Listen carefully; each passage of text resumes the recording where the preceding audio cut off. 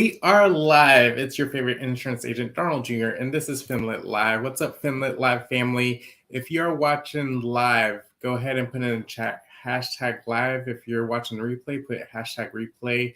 Today is going to be an interesting show because it's going to be me and ChatGPT.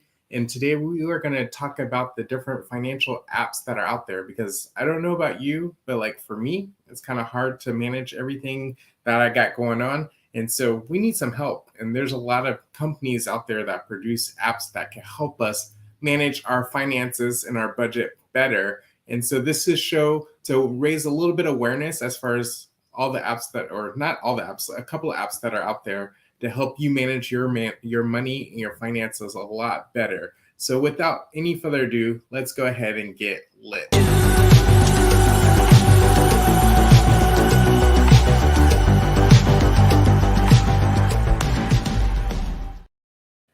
All right, so today we are going to share my screen and we are going to bring on ChatGPT. And ChatGPT is a super powerful engine that you could do searches, you could create documents, you could do whatever, you could create scripts. But today we're going to ask it, hey, how can we help technology help us manage our budget better, help manage our finances better? And so we're going to check out some of these websites that it recommends. And so we'll start with the top, with the budgeting apps. And so just a disclaimer, there's only probably 2 of the apps that it recommends that I've actually personally used. So I don't know the reputation or anything, but we're just going to check out the website and see what some of these websites are talking about on how they can help us manage our money better. So the first one is a budgeting app and it's Mint. And so let's go ahead and pull up the Mint website here and see what it has to say. So it looks like you could sign up for free. It claims it's the #1 most downloaded personal finance app. And so, wow, this testimony said, without Mint helping me manage all my accounts in one place, I wouldn't have been motivated to pay off $125,000 student debt in 3 years. That's a pretty impressive testimonial. Looks like they got pretty decent reviews, a little over 4 out of 5 stars, which is great. And looks like with Mint, you could put all your accounts in one place. So if you have your cash account, your credit cards and investments, your properties, that's kind of nice to get a broad overview on exactly what you have going on with your personal finances. Cash flow is really, really important because most people make money and they spend money and then they wonder what just happened. And so this looks like it'll create a little chart for you to know exactly, all right, this is your income for the year, this is your expenses for the year. And build negotiation. Join the other mentors who already racked up a combined $2 million plus in savings. I wonder what that's about. Maybe it'll help you reduce, it looks like, your cell phone bill. That's pretty cool. I know I've been doing a lot of negotiation with my cell phone to see if I could get the best rates possible. That's a key note. Talk to your cell phone providers, talk to your cable providers to see if they have any specials or anything going on. Because a lot of times they'll have things going on behind the scenes, a lot of bonuses that they don't tell you about unless you ask. Same with your utility companies. So that's cool. That Mint looks like they can handle that. So that's the first one it recommends. Let's see the second one they recommend. So Mint, I never even heard of this one. So this is unique for me. You need a budget. Can't get any more straightforward than that. You need a budget. So that sounds pretty interesting. Let's check it out to see what that one's about. So this is You Need a Budget. What is You Need a Budget? You Need a Budget is with you wherever you are. You could have a 34-day free trial. It's interesting that some of these apps will start you on a free trial and then they have a subscription that automatically kicks in. So hopefully in the budget it puts, hey, you're about to start paying for this app that you're using to help you budget. And so at highness, awareness, and constant real time. So it says, we hate to break it to you, but you're out excuses. With You Need a Budget, you have your phone, and we know you do. And you have your budget. Your budget goes where you go on all your devices all the time. But before you get creeped out, think of possibilities. The closer you are to your budget, the closer you are to your financial goals. Yeah, I say that all the time. It's all not just about literacy, but it's about application. And it seems like a lot of these websites and these apps will help you apply the principles of personal finances to help you achieve whatever objectives you're up to. And wow, if you have an Amazon Echo, your budget will even talk to you. Uh, I'm a Google guy, so I have no Amazon products, but that's kind of neat that you can ask Amazon Echo, "Hey, am I on track to hitting my budget?" That's different, and you need a budget on the web. So they have different apps, so you could obviously use the iPhone or Android for this. Oh, that's different. iPad is understandable, but Apple Watch, oh my gosh. So once again, I'm an Android guy, so I don't know. I wish they would expand some of these platforms to Androids and the Googles because let me know if you're an Android person or if you're an Apple person because I'm definitely an Android and Samsung guy.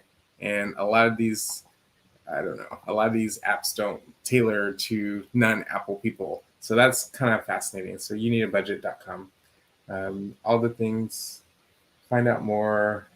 At least they let you try it for free. But once again, you try it for free and then they make you pay. And I'm curious how much it costs. So let's kind of go to pricing and see what it says. Investing. So the annual plan, if you pay annually, it's $99 for the whole year, $8.25 a month, which breaks down. But if you pay the monthly, it's about 15 bucks. And plus taxes were applicable. I love how they put the asterisks in. So if you just do the monthly plan after your free trial, you're paying $15 a month. Um, I I would say it's worth it if you are able to save money on your budget because of the app. So it's more of an investment versus a cost. Because if you could reduce your expenses and you could save over $15, maybe that $15 is worth it. But if you use the app for like a month and you find out it doesn't save you any money whatsoever because A, you don't use it, or B, it doesn't do what it says it's going to do, then cancel that subscription and get out of there. So I would personally start off on the monthly, but I mean, obviously you save a little bit of money if you do the yearly annual plan. But I like to test things out before. So let's go to the next app and see what they're talking about. So it looks like the next one, I never heard of this one either, Pocket Guard. So I love this because it's raising awareness as far as all the different budgeting apps that are out there. So this one is Pocket Guard. It says, get simple answers to difficult budgeting questions just in 15 minutes. Spend less than you earn to stop overspending, achieve your financial dreams, and experience a brighter financial future. A nice little hook there. I really like it. So obviously it's for Apple and Google. They got way better stars than the other two. So they got 4.7 out of 5 with over 10,000 ratings. So yeah, that intrigues me. That I'm really big into ratings, guys. Like even when before we bought our house, we lived in an apartment and we wouldn't like any apartment that was less than 4.4 stars. So if it was less than 4.4 stars, we didn't give you a shot. So this one has 4.7 stars. So that's kind of intriguing that it got such high ratings. It's similar to the first one where you can put all your accounts in one place, schedule and track all your recurring expenses. That's important. Actually, personally, for my budget, I use an app called Todoist. It's not going to be a part of our show today, but I love Todoist because you can manually have recurring expenses and where you click it and then it automatically populates for the next month. And Todo is so powerful. I use it for my business. I use it for grocery bills. I use it for a lot of different things. So that's one of the apps I personally use for managing my budget because most of my expenses coming out automatically, and that's just the day and age we're in. So to be able to have these apps are really, really powerful. Let's see, review your cash flow and your net worth and grow your net worth. Yeah, the thing about net worth is if you don't track it, you don't know where you're at. And if you don't know what net worth means, it's basically all the liabilities you have. So all the debt all the credit cards, all the mortgages, and then you have all your assets. And so you subtract your assets minus your liability equals your net worth. So your assets are like your house, your car, any life insurance that has cash value in it, anything that is an asset. So that's how you determine your net worth. Most people nowadays have a negative net worth where their liabilities are way higher than their assets. And that's okay. With time, hopefully you're reducing your liabilities and hopefully the value of your assets are increasing. And they say the baby boomers are the ones that have the highest net worth right now, which makes sense because they paid off a lot of their debt throughout the years, hopefully, right?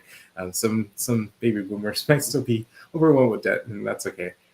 So that's cool that this helps you track that. And net worth is important as far as knowing your score. I know it's, in my opinion, it's all superficial as far as, oh, I got more assets than you, well, whatever.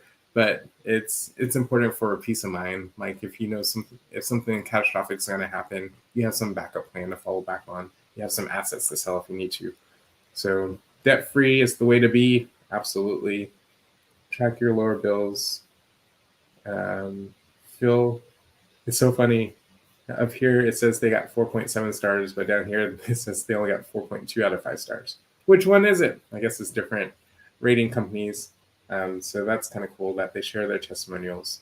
So those are the apps that you could use for budgeting. So check them out, see if any of them work for you. Let me know in the comments which one you prefer. If you have used any of these apps, please let me know in the comments because, like I said, I never heard of half of these. I've heard of Mint, and that's about it. You Need a Budget, never heard of it. Pocket Cart, never heard of it. So this is education for me too. So I appreciate you guys for tuning in. Hopefully you're getting some value out of this. If you are, go ahead and smash that like button. Let's go to section number 2. So investment platforms. I've actually used Robinhood. So let's go explore Robinhood and see what that's about. And I can share my personal experience with Robinhood because that's one I still actively use. I know Robinhood went through a lot of flack over the pandemic because of some of the things they did. They actually prevented people from doing some of the trades when it was very active. And so Robinhood kind of took a major hit when that happened. But I feel like Robinhood has stabled out since then, which is great. So if you don't know what Robinhood is, it's basically a trading app where you could buy stocks, you could buy cryptocurrencies, you could buy stock options. And the nice part about it is it's commission free because if you go through a broker, you're going to have to pay them commission every time you do a trade. And so this is basically like having a broker in your pocket where you could do the trades and you don't have to pay the commission fees on top of it. So, and they've been adding a lot of new things. Like recently, I know they added this retirement aspect to Robinhood where it forces you to start saving for retirement. And it says tomorrow starts today with our highest rate ever on the uninvested cash. The FDIC insured up to $2 million at partner banks. First 30 days free, then just $5 a month. So that's interesting that they insure the money because even in your bank, the only FDIC insure it for up to 200,000, I believe. And to be able to do it with 2 million, I think the way they're able to do that is they spread it out amongst multiple banks. And so since it's spread out among multiple banks, and then obviously you're paying a fee, but they once again give you that 30-day free trial. But $5, if you're making more than $5 a month, it's worth it. If you're not, then you might want to think about doing something else. But to earn 4.9% APY, it's okay, but it's better than zero. It's better than putting in a savings account because with savings accounts, you're probably getting 0.001% or whatever it is at your bank, right? Check out our latest. They got a lot of news going on. So build your portfolio. That's the nice part about Robinhood is I don't know if you know much about fractional shares. What that means is a lot of times people think in order to buy a share of a company, say like Coca-Cola or Best Buy or whatever your favorite company is, and most people think you have to pay the full price, like the price of Google or Apple or whatever. But the nice part about Robinhood is you could do what's called fractional shares. So let's say you want to buy Google, but you don't have Google type money. Let me do a quick search and actually see what Google is running for the stock price. And they do have 2 different types of stocks. Let's check out one of them. So Google right now is trading about $132.43 a share at the time of this recording. So most people think in order to buy a stock of Google, you have to pay that whole $132. But the reality is you don't. With Robinhood, if you want to put $1 towards it, you can. If you want to put $10 towards it, you can. If you want to put $50 towards it, you can.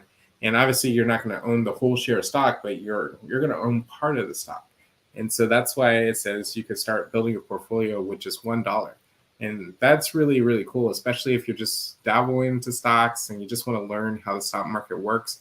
And if that stock goes up, guess what? Your money goes up even if you have $1. If the stock market goes down, your money goes down even if you have $1. So that's pretty cool. And it's all commission free. And so you really get to learn at your pace. They do have the ability to trade cryptocurrencies like Bitcoin, Doge, Ether, etc. This is the retirement I kind of was referring to. They actually matched 1%. That's kind of cool that they match towards your retirement. Limitations apply, obviously. And they have where you can actually get an actual debit card where you could actually spend the money that's in your Robinhood. So it looks like Robinhood is trying to step up to be an actual bank, is what it seems like, where it invests the unused money while you're not using it. And then you have debit cards where you can actually spend money. So it's kind of like a virtual bank, which is kind of cool. So Robinhood has changed a lot throughout the years, and I think they're continuously improving. So kudos to the Robinhood team for doing that. And like I said, this is the one app I do personally use, is Robinhood. Acorns, I've heard a lot about throughout the years, and I've heard great things about Acorns. So let's explore that. So it says Acorns help you save and invest spare change, invest while you bank, earn bonus investments, grow your knowledge, and more. And see your potential. So this is cool that they have a calculator. Let's say you did initial deposit. Let's say it's $1,000 initial deposit, and then we put in, let's say $50 a month. Let's do monthly. And over the course of 20 years, let's see how this works. So you could do 6 years. We'll do 20 years. Let's do 30 years because the average person retires in 30 years with the annual return of 6%. That's about right. Like if you invest in the stock market, I think the average rate of return is about 8%. So let's do 6% for conservative purposes. So if you invest over 30 years, starting at $1,000, and you're doing $50 a month, then your potential future value is $56,248. Just investing $50 a month, and that shows you the power of compounding interest. And that's the beautiful part about Acorn, is what it does is it takes your spare change. Like if you buy something, it'll round it up to the next nearest dollar, and then it puts it towards your Acorn account, and then you can set up different ways to invest it. And if you do that consistently, then you'll look down at your Acorn account and be like, wow, how did I get all this money here? You didn't have to go out your way to invest. You didn't have to go out your way to build a portfolio. So that's pretty cool. And that's the power of Acorns. And I hear really, really great things about it. So, wow, over $15 billion. That's pretty impressive. So kudos to Acorn for helping people invest. Then go to the next one, Betterment. This is one I've never heard of personally until today. So Betterment. So a better way to invest. Betterment is built to help you achieve what you want with your money. Invest with the automated expert-built portfolio. Save with a high-interest cash account, earning 4.75 APY, variable with up to $2 million FDIC. It's kind of cool that all these apps are insuring up to $2 million because, once again, savings accounts don't do that. And it's kind of interesting that all of them have a different APY because this one has a 4.9 APY. Acorn didn't say anything about what the APY was, but Betterment has 4.75. So obviously, I would look at these and be like, okay, which one has the highest percentage return on my investment? And that's the one I would try first. So high yield cash account helps you grow your savings. Build wealth with automated investing. So that's the nice part about these three apps that I just shared with you, with Robinhood, Acorn, and Betterment. You can actually set it up where it automatically drafts and it automatically invests for you. So that's the best way to build wealth because it's out of sight, out of mind. It just automatically comes out. You don't have to think about it twice. And it looks like it kind of tailors it to where you're at. Are you in school? Are you working or hunting for a job? Or are you retired? So it has different seasons of life, which is great. So those are the investment apps that I want to share with you guys. We're actually going to skip this expense tracking app because that's more for business owners like Expensify and Receipts. And so if you have a business, definitely check out those two apps. But the last thing, and I think I'm going to do a part 2 of this because there's like way more apps that I haven't shared with you guys yet. And I think it'll be phenomenal to explore all these. But the last one I want to share for today's show is this credit score monitoring. This first one, I actually personally use Credit Karma. I've been using Credit Karma forever, seems like. And then Credit Sesame. This is actually my first time hearing about Credit Sesame. So let's explore those. Credit Karma. The thing about Credit Karma is, so what it is it helps you monitor your credit report and also monitor your credit score. But the thing about Credit Karma specifically is to use what's called a Vantage score. So there's a FICO score. FICO score is what most people utilize to determine your credit worthiness for a house, for a car, etc. And then Vantage score is like a completely different model that most people don't use. So the number you see in Credit Karma is usually not accurate. You look at Credit Karma, it's like, yeah, I got a 720 score, and then you go to the dealership to try to buy a car, and it's really like a 680. You're like, what just happened? Credit Karma said it was 720. And it's because they use a completely different model for judging your credit worthiness. But the advantage of Credit Karma is you can see all the things that do hit your report. So if you have a soft pull is where they check your credit, but it doesn't stay on your credit. And then it also monitors when you get a hard pull. A hard pull is when you do buy a car, you do buy a house, and then it sticks it on your credit. And so it dings your credit a little bit because they don't want you to check your credit over and over and over. And that shows a sign that, hey, you're struggling right now. So we need to lower this person's score because they're struggling. So that's the advantage of Credit Karma, because it'll let you see those in almost real time. It updates pretty much daily, which is great.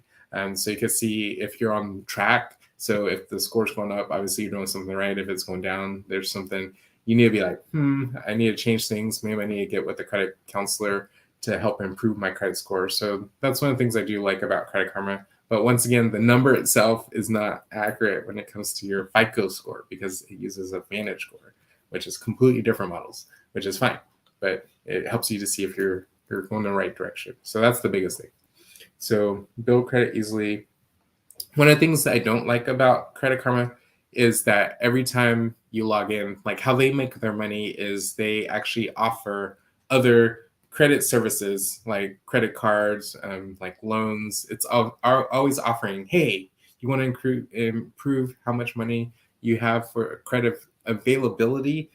Hey, check out this credit card, check out these loans. And it's constantly doing that. I guess they got to make their money too. So no fault in them, because the app, the website and the app itself is free, which is great. But that's how they make their money, is they pitch all these other credit card companies and all these loan companies, which is fine. Everybody got to survive somehow. And so that's Credit Karma. And then the other one it recommend, like I mentioned, I've never heard of this one before, is Credit Sesame. Credit Sesame. If you use Credit Sesame, let me know in the chat. What do you think about Credit Sesame? So I've never even heard of it till today. So it's good that it's for both Google and Apple, and most apps are, which is great. And I have a feeling it's very similar to Credit Karma, where it probably doesn't use a true score. So this one breaks down what is a score, how to establish credit, the highest credit score, how to build credit. That's kind of cool. It helps you walk you through. And it doesn't really say much on its first page, which is interesting. Looks like it's kind of similar, where it's going to offer you credit cards, loans, talks about digital banking, even talks about insurances. Interesting. If you need supplemental life insurance, talk to me, because that's what I do full time. So this website doesn't really say much. So if you've had any experience with Credit Sesame, please let me know. Please let me know your experience. Maybe we could share some of the stories on the next show that we do like this. So that's all I have for you guys today. I appreciate you guys for tuning in and staying to the very last. Hopefully you learned something. I know I definitely did. And hopefully that creates awareness that you don't have to do this journey of financial literacy alone. You don't have to do it by yourself. There's apps out there, there's websites out there that'll help you to be in a better position this time next year than you are today, which is great. And the difference between where you're at and where you want to be is knowledge and application of that knowledge. And I hope you explore some of these websites and see if it can really truly help you get to where you want to be. So I appreciate you guys for tuning in, and I appreciate you guys for getting lit.